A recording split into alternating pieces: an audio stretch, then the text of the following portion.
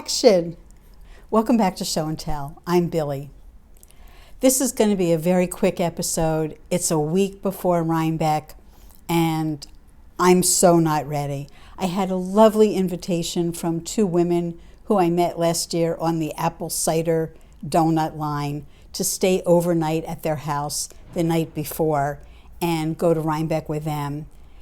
I had such a terrible experience 2 years ago with taking the train that I was reluctant to repeat that this year. So an overnight before the big day was a very welcome invitation, but I'm reluctant to impose. So at the 11th hour, I found out that someone in my weekly knitting circle is driving up with her husband, and I can go with them. There's just one caveat. They have a dog who's teeter-tottering. If something happens to the dog, they're not going to be going. I'm a risk taker, as you know. You might refer back to the episode where I taught you all about throwing the dice. So I'm going to roll the dice, take my chances that I have a ride with Cindy and her husband. Thank you. What am I wearing to Rhinebeck? I have no idea, because the sweater that I was trying to have completed for Rhinebeck, that one is not done. I still have a week, so it's anything is possible. But before I talk about that one, I wanted to show you my so close to being finished. It's not close enough for me to really, I could try it on for you, but not this time. Next episode, you'll see it. It's the vintage sailor jumper that I showed you that I was putting sequins onto. That's the back collar. It's not completely ready yet, mostly assembled, but like 99%. I did mark it finished on Ravelry, don't tell anyone, because it's essentially finished. A lot of my ends are already woven in. I have a couple of things hanging out here. This was the amount of yarn that I had left over when I completed the second sleeve. That's it.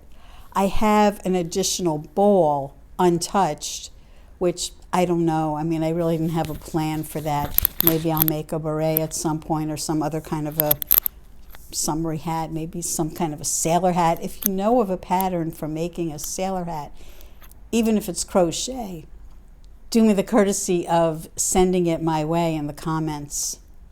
So I promise in my next episode that I will don this for you and get some appropriate jewelry on.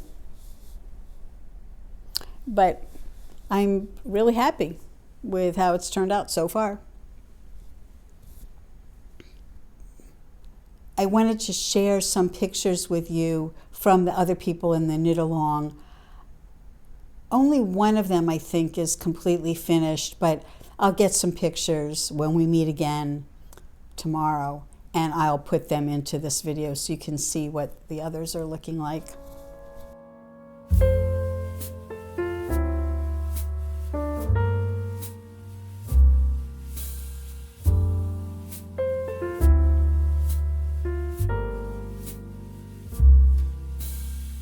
And I love the all white. I mean, I never knit anything a second time, but if I did, I would probably want to do it white. I love white, and I also love spaghetti with pasta sauce. So I'm always really careful, and I'm always putting, like, napkin to protect myself. But then there's somebody sitting next to me who's not as careful, and theirs gets on me. But when it's white, if you really, really have to, you could use a little diluted bleach, and usually if you get it early enough, you can get stuff out. Also, I wear red lipstick. You have to be careful when you're taking it off. I don't know if any of you have seen one of these, but I have one in my closet. It's like a mesh hood that you put completely over your face, and it zips for you to take your clothes off and on. A lot of women's dress shops used to have them, because women would come in with all their makeup, and then just trying on clothes, they would get their makeup on the clothes. So I used to have a second one. Now I'm just down to one. Mm. It's there in my closet, easily accessed, but I never use it. I should, though. I don't wear as much makeup as I used to, so it's not so much a problem for me. But the red lipstick, I'm always like, I tuck them in when I'm pulling something over my head, especially white. Okay, so you ready to see mine? Yeah. Yeah, please. Oh, I love the sparkle. Whoops. Oh, there. It looks That's great. beautiful. Oh, fantastic. But I didn't block it yet. Like, I think my collar, I know my collar is kind of like skewed. I'm hoping that it'll straighten out when I block it. And That's I'm really beautiful. loving, thank you. I'm really loving this fabric. It's a little warmer than I thought. Not that it's going to be like hot on a hot day, but it's like hugging me and it feels nice. Like Yeah. I'm liking it. Maybe I would do another one with long sleeves, but probably not. I never knit, and nothing have I knit a second time. Nothing, not a single thing. Has anybody else knit something more than I once? almost always knit things 2 and 3 times because I'll knit it once and then be like, well, I could do that to improve it or this to improve it. Oh, hats. Well, yes, I've knit Yeah. multiple berets, but usually the pattern's a little bit different. Because like Trina, I'm like improving it each time I do it, sort of, or different yarn. I don't know. Um, Cindy and I have both knit ranunculi, yeah. ranunculuses, and I know many people have knit those multiple times in Oh, different yes. weights, like, different types of fibers. But no, I just have my one. You have only one, Cindy? Yeah, that was the first one I did. I think I would knit this again just because this is my first time trying to resize something and Mm. just to see how my calculations, worked. And of course, there's going to be some need for improvement in some areas. So I think I would probably knit this again. Oh, you liked it enough to do it again. Okay, I that's think good. so. I think so, Well, just to get a better handle on how to resize, because I've always seen these patterns and they're not in my size. I'm like, man, I wish I could knit that. So just to Yeah. know that that option is available, that's opened up a whole new world.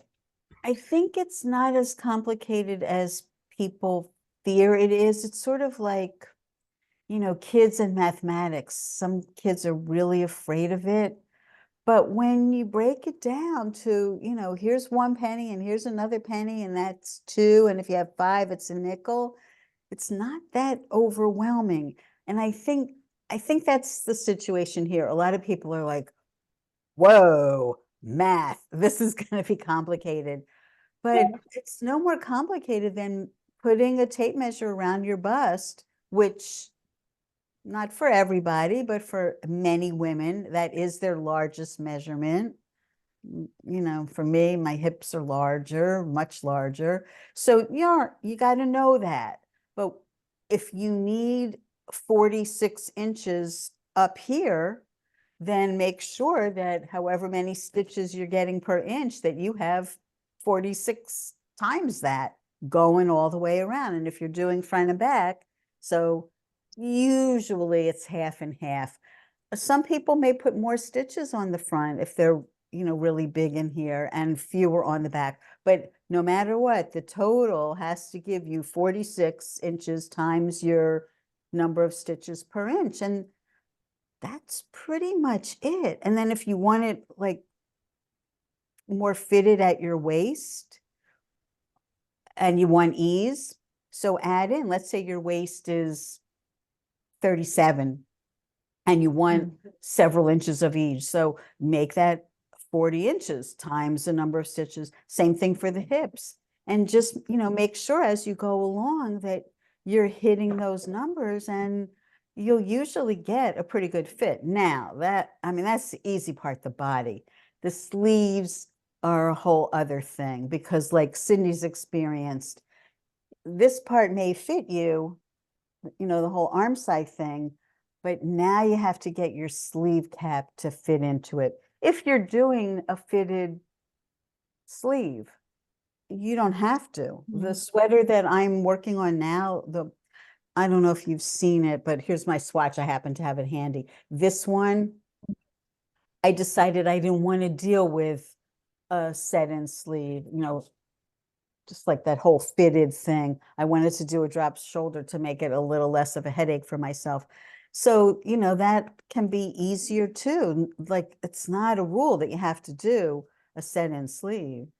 There's other types of sleeve construction. So, yeah, I mean, I'm glad that it's an introductory thing for you, because I think it's empowering to, Yeah, have, exactly. you- in your toolkit, in your arsenal, to know, like, oh, if the pattern, I keep seeing things where the patterns are written in just one size, and if it's something I really want to make, I'm going to have to figure it out. It's much more complicated if it's color work, and there's some little Fair Isle thing, and that's 12 stitches. Well, maybe you don't have an even number of sets of 12, so now you have to add on a little bit on each side. But there's charting software out there that you can use, and you can draw your own charts and add on. So where there's a will, there's a way, I guess is what I'm trying to say. So, I'm glad that you dipped your little toe in the water. Thanks for sharing that. I will do future knit-alongs. I just don't know what yet, because if it's too complicated, there's not enough interest. So it has to be something like there's a sweet spot of, it's attractive and it looks approachable and doable and appealing. Like, this style seemed to have some appeal. And when I did the Schiaparelli bow knot sweater, that too had like mass appeal. And the Jeannie Fair Isle I did as a knit along, that was very challenging, but there were people who wanted that challenge and did that. That was sized.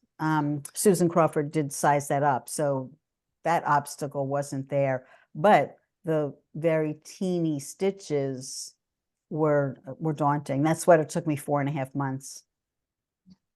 Wow. Monogamously on it.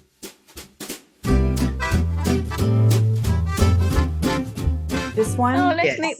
Right. The buttons instead of the collar. That's beautiful. Well, it also has a notched collar like lapels.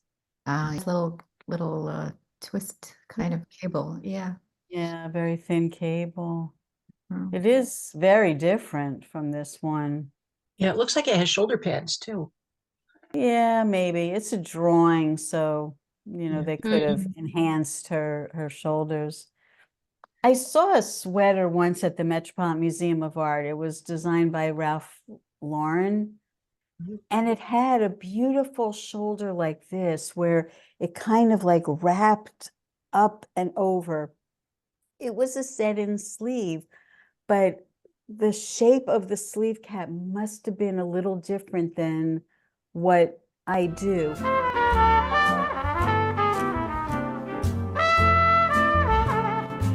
Because, I've taken a class on sleeve construction. It haunts me.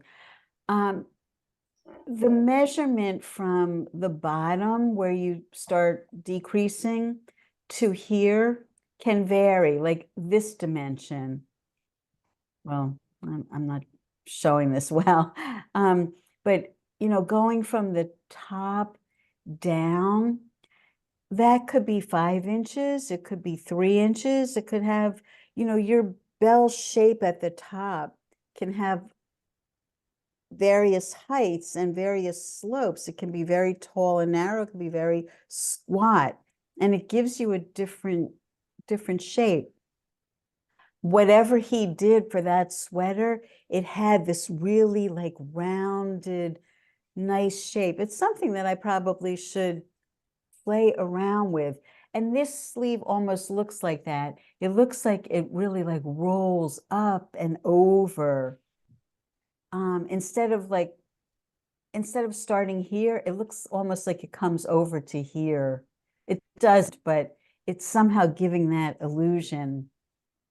I see what you're saying. On this shoulder, it looks like a shoulder pad. That could just be the drawing. But certainly in this era, they were using shoulder pads for sure. I also like, I hadn't really looked at this one before, but I also like right here along the edge, it looks like a, what do they call that? Not mattress stitch. Oh, like a blanket stitch or something. Like in sewing, you just Like a whip kind of stitch. whip stitch. No, not whip. Well, maybe. It kind of looks What's like a narrow garter stitch border. Yeah, coming up the front it does, but somehow, well, maybe. I don't know. It looks very interesting. It looks light and dark, but it could just be the shadow in between the garter. Yeah, it's attractive. It's attractive. It's not on my list, but There. Very pretty. I love it. It seems quite complicated. it was. What kind of yarn is it made with? The yarn that I used was similar to this, but this is kind of slick and shiny. That one that I used for that was like more matte. I used a summery yarn. I used something that was a blend. I think also maybe cotton and linen. It looks like Or bamboo, something like that, something summery, because that's also on the hottest day I can wear that sweater. These little perforations, they look complicated, but they're not. You just drop down your stitch and it stops because you did something special at the bottom. So all of that was easy, but this part, getting these spaced out and the right measurements so that this actually fits around your neckline and it also hooks into the sleeve.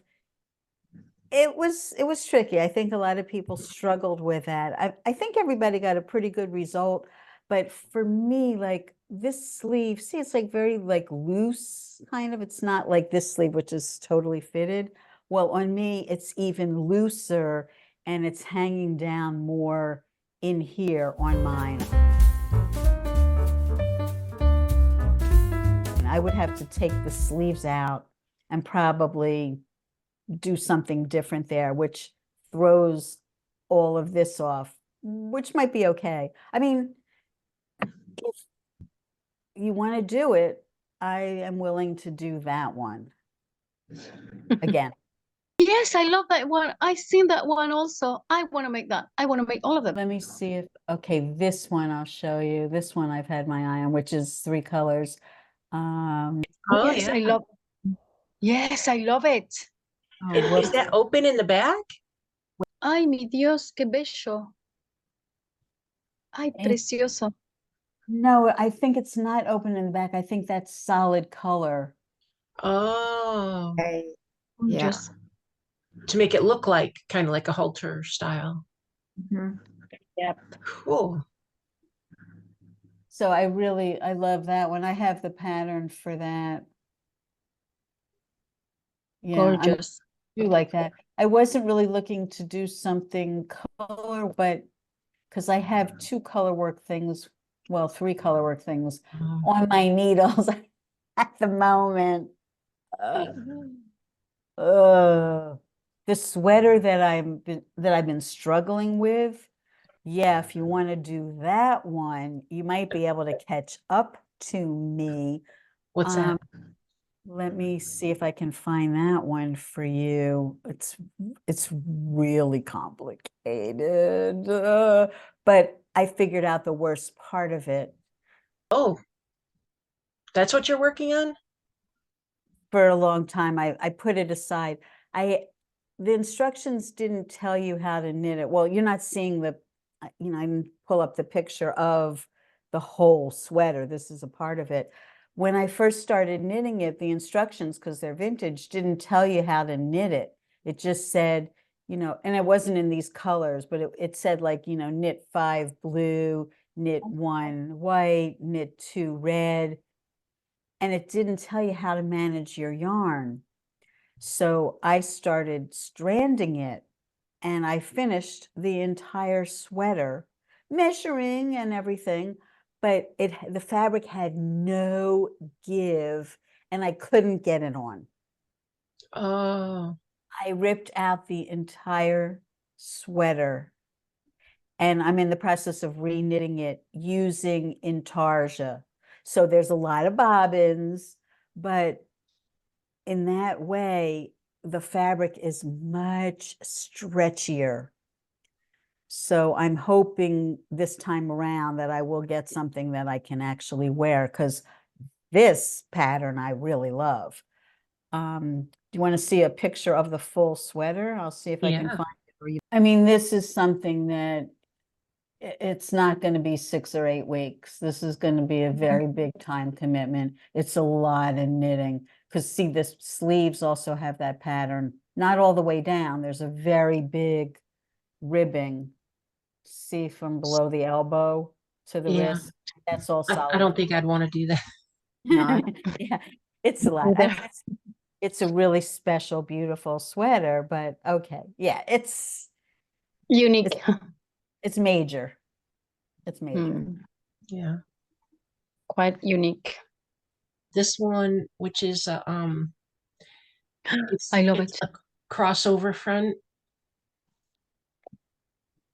Mm. a little shrug that ties at the neck. Isn't that cute? Cute.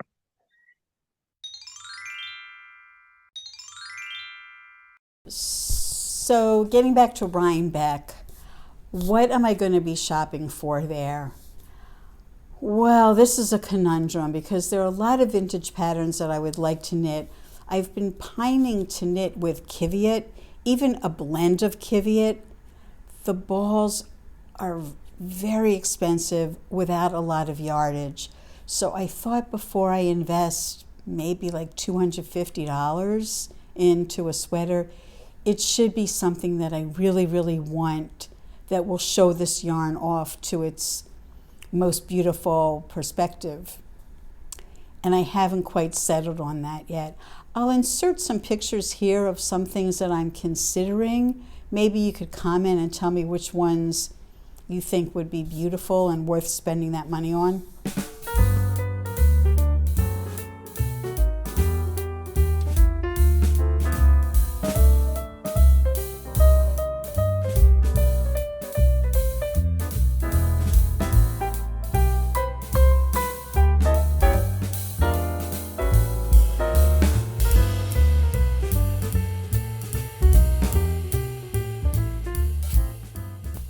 So that's one thing I'm shopping for. I'm shopping for yarn.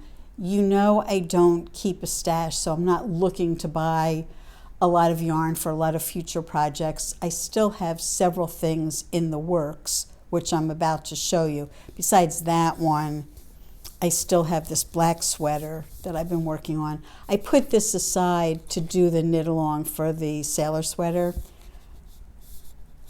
and to work on that. So this hasn't gotten any love in a long time. I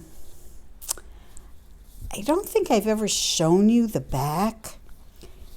It's a work in progress, so please don't judge it. It's not going to look anything like this when it's done, but it's the front that's going to have the buttons on it. I think I need 8 buttons going down. There'll be a button band. So I'm looking for something that will be pretty ornate and have these colors in it. It could even have some yellow. I definitely want a vintage button because it's a vintage Tyrolean pattern. There is going to be some yellow, some of this yellow, so the button could be yellow, red, green, pink, black, but I want it to be super ornate. I think this kind of sweater kind of demands that. So I'm looking for buttons for this. I'll probably bring some swatches of the yarn along with me to try and match it up. But there's a wonderful button vendor who only does shows, so you can't order from her online. I wait for Vogue Knitting Live or Rhinebeck to shop with her. So I'm excited about looking for something for this. You may recall from a while back that I've been knitting for quite a while on this sweater. I was hoping to have complete in time for Rhinebeck. I do have probably around 90% of both sleeves knit. But when I tried it on, and I showed you before a picture where the sleeve ended here and the shoulder was up here, so I still had like a small wedge of fabric in here that I needed to add on. So, you know, there's still that little bit of knitting on both sleeves to do. And then, of course, getting them to fit into the arm side, you know, easing them in there. And then this is going to have a turtleneck. It's looking doubtful that I'll be finished in the next week, but never say never. So one shoulder will be closed, the other shoulder will get buttons, and those buttons will go across the shoulder and up the neck. It's sort of like just one fold turnover turtleneck. I will be looking for buttons for this as well.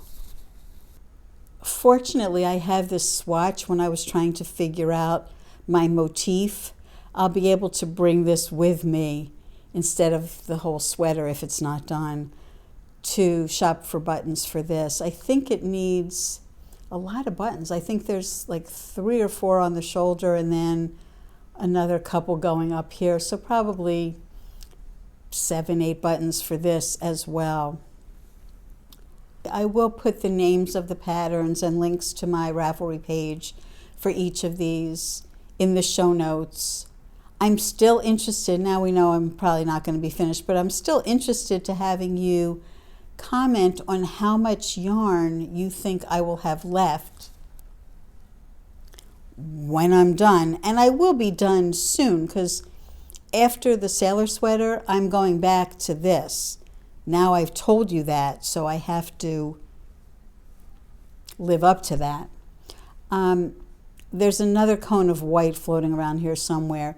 So I want to know how much yardage or how many grams or ounces, whatever, you think I'm going to have left in each color when I'm completely done knitting this sweater. So just comment below how much blue, how much white. Almost forgot. Are you going to Rhinebeck? Please let me know in the comments, and maybe we can all arrange to meet on Podcaster Hill.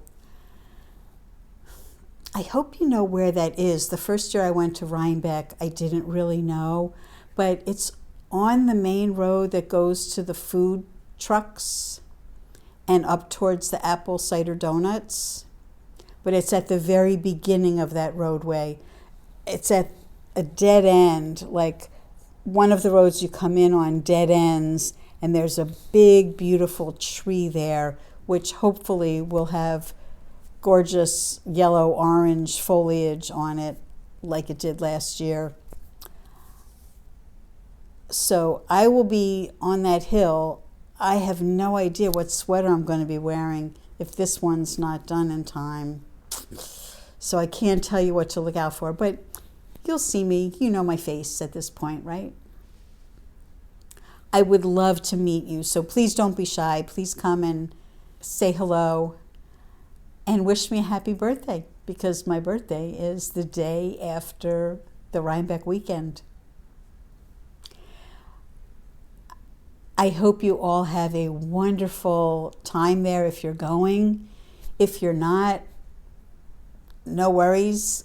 Come back for my next episode where I will show you some of my Rhinebeck experiences, some of the things that I see and people who I run into, and food, whatever, I never know. I'm just so excited and looking forward to it, especially because I'm hoping that October 2025 I'll have to miss Rhinebeck because it's the 100th anniversary of the famous Exposition Internationale des Arts Décoratifs et Modernes. I don't know if I got all of that right. The famous 1925 Paris exhibition where Art Deco was kind of shown for the first time. That was the beginning of the Art Deco movement by most accounts. And there's a big Art Deco World Congress taking place in Paris surrounding that time. And there are only 200 people able to participate. Keep your fingers crossed for me. I'm on the list. I don't know if I've made the cut yet, but if that happens, I'm not going to be at Rhinebeck. I'll definitely be in Paris. So, till next time, take care, everybody. Stay safe.